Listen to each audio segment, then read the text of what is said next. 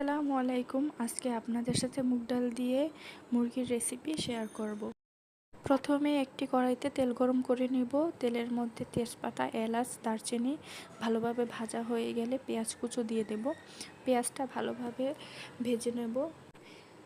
পেঁয়াজটা ভাজা হয়ে গেলে পেঁয়াজের মধ্যে আমরা আদা বাটা ও পরিমাণ মতো পানি দিয়ে মশলাটা ভালোভাবে নেড়েচেড়ে একে একে পরিমাণ মতো লবণ, হলুদের গুঁড়ি, ধনের গুঁড়ি এবং মরিচের গুঁড়ি দিয়ে দেব। আমি যেহেতু মরিচ বেশি খাই, একটু ঝাল ঝাল আমার পছন্দ, তাই আমি মরিচ বেশি দিলাম। আপনি চাইলে এর চেয়ে কম দিতে পারেন। তারপরে আমরা টমেটো বাটা দিয়ে দেব। এটা আমার আগেই ফ্রোজেন করা ছিল ফ্রিজে। অন্য একদিন আপনাদেরকে এই ফ্রোজেন প্রক্রিয়াটা আমি দেখিয়ে দেব।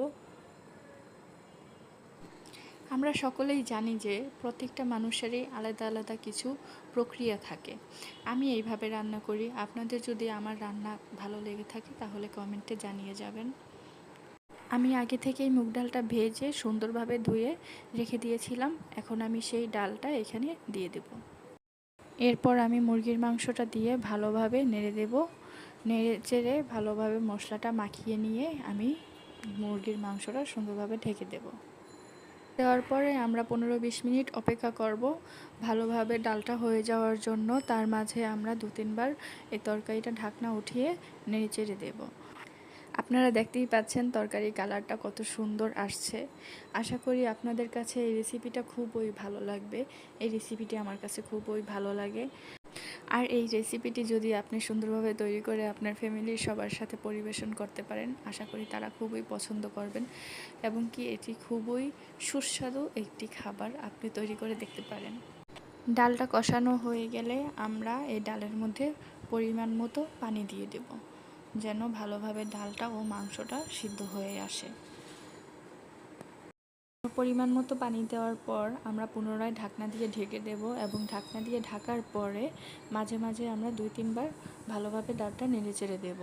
আশা করি এই উপায়ে যদি আপনারা এই রেসিপিটি তৈরি করেন, আপনাদের রেসিপিটিও সঠিকভাবে তৈরি হয়ে যাবে।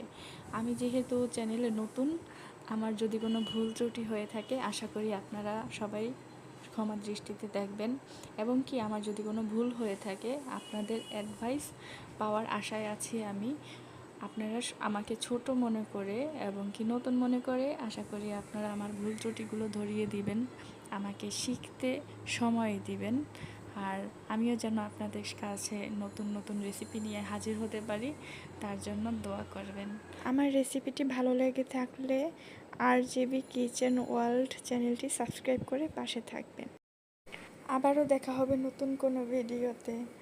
আল্লাহ হাফেজ।